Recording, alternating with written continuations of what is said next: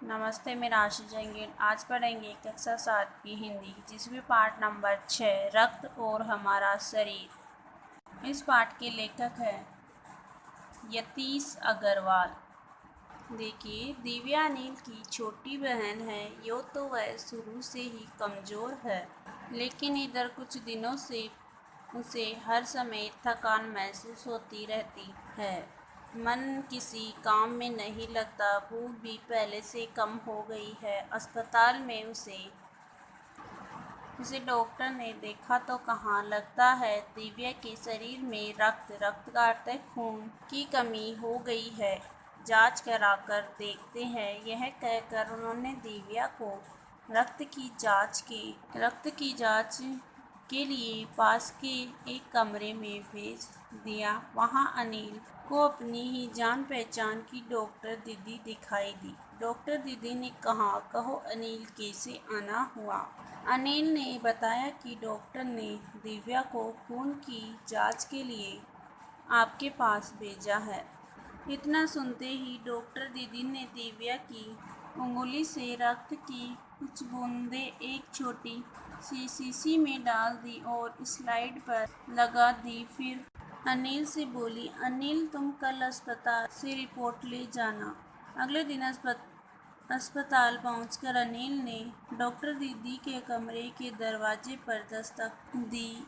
भीतर से आवाज़ आई, आ जाओ। अनिल ने कमरे में प्रवेश किया तो पाया डॉक्टर दीदी सूक्ष्मदर्शी द्वारा एक स्लाइड की जांच कर रही थी। दीदी के इशारे पर वह पास रखी एक कुर्सी पर बैठ गया। स्लाइड की जांच पूरी होने पर डॉक्टर दीदी ने साबुन से हाथ धोए और तौलिए से पोंछते हुए बोली, अनिल, दिव्या को एनीमिया है। चिंता की बात नहीं, कुछ दिन दवा लेगी तो ठीक हो जाएगी। अनिल के मन में जिज्ञासा ने जानने की इच्छा हुई। वह बोला, दीदी, एक सवाल पूछूं? हाँ हाँ, क्यों नहीं, डॉक्टर दीदी ने कहा। एनीमिया से आपका क्या मतलब है दीदी? यह जानने के लिए तुम्हें रक्त के बारे में जानना होगा, डॉक्टर दीदी ने कहा। एनीमिया, ये जो रोग है, एनीमिया एक रोग है जिसमें खून की कमी हो जाती है, तो उसे एनीमिया कहते हैं। फिर बोली, अनिल, देखने में रक्त लाल द्रव्य के समान दिखता है, किंतु इसे सूक्ष्मदर्शी द्वारा देखे तो ये भानुमति के पिटारे से कम नहीं। मोटे तौर पर इसके दो भाग होते हैं। एक भाग वह जो तरल होता है, जिसे हम प्लाज्मा कहते हैं। दूसरा वह जिसमें छोटे बड़े कई तरह के कण होते हैं, कुछ लाल, कुछ सफ़ेद और कुछ ऐसे जिनका कोई रंग नहीं, जिन्हें बिंबाणु या प्लेटलेट कण कहते हैं। ये कण प्लाज्मा में तैरते रहते हैं। इतना कहकर डॉक्टर दीदी ने सूक्ष्मदर्शी के नीचे एक स्लाइड दिखाई, उसे फोकस किया। देखा, अनिल, सूक्ष्मदर्शी द्वारा जो कण दिखाई दे रहे हैं, ये है लाल रक्त कण। स्लाइड देख मानो आश्चर्य से उछल पड़ा था अनिल। रक्त की एक बूंद में इतने सारे कण, इसकी तो वह कल्पना भी नहीं कर सकता था।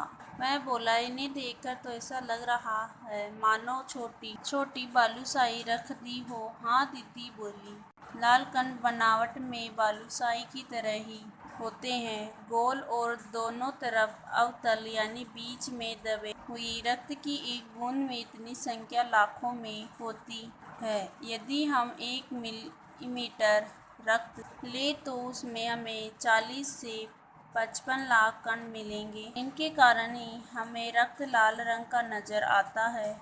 ये कण शरीर के लिए दिन रात काम करते हैं। सांस लेने पर साफ हवा से जो ऑक्सीजन तुम्हें प्राप्त करते हो, उसे शरीर के हर हिस्से में पहुंचाने का काम इन कणों का ही है। इनका जीवन काल लगभग 4 महीने होता है। 4 महीने के होते होते ये नष्ट हो जाते हैं, लेकिन एक साथ नहीं, धीरे धीरे, कुछ आज, कुछ कल, कुछ उसके अगले दिन।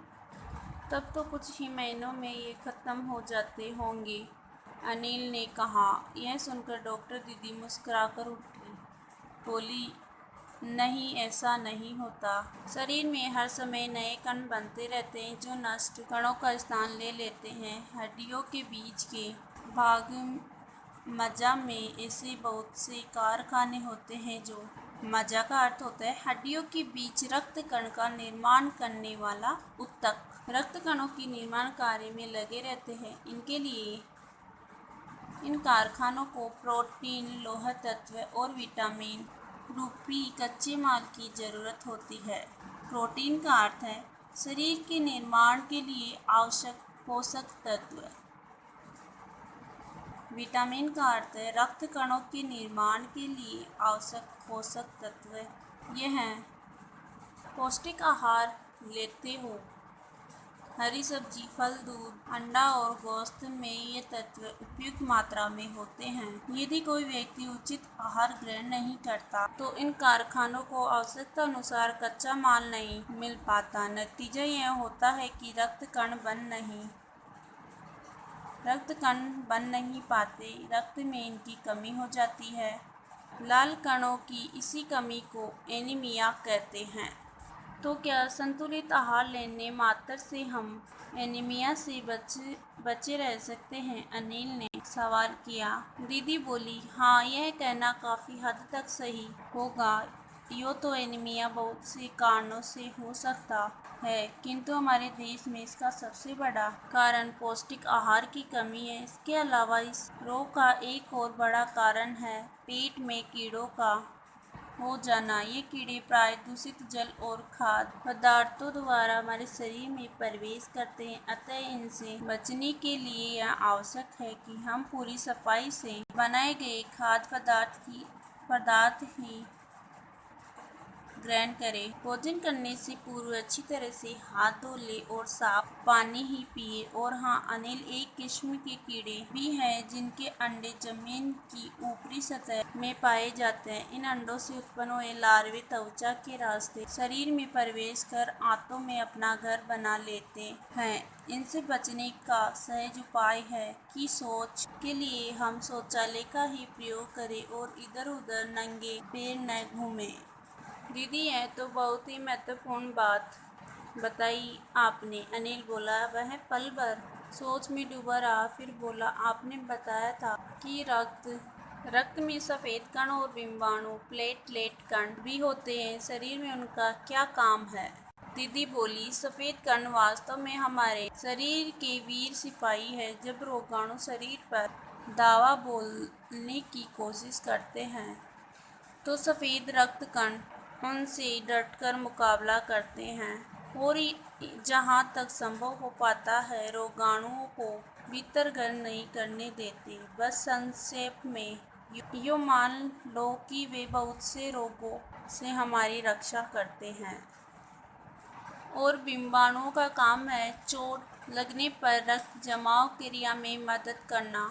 रक्त के तरल भाग प्लाज्मा में एक विशेष किस्म की प्रोटीन होती है जो रक्त वाहिका की कटी फटी दीवार में मकड़ी के जाले के समान एक जाला बुन देती है। बिंबाणु इस मकड़ी के जाले के समान एक जाला बुन देती है। बिंबाणु इस जाले से चिपक जाते हैं और इस तरह दीवार में आई दरार भर जाती है, जिससे रक्त बाहर निकलना बंद हो जाता है।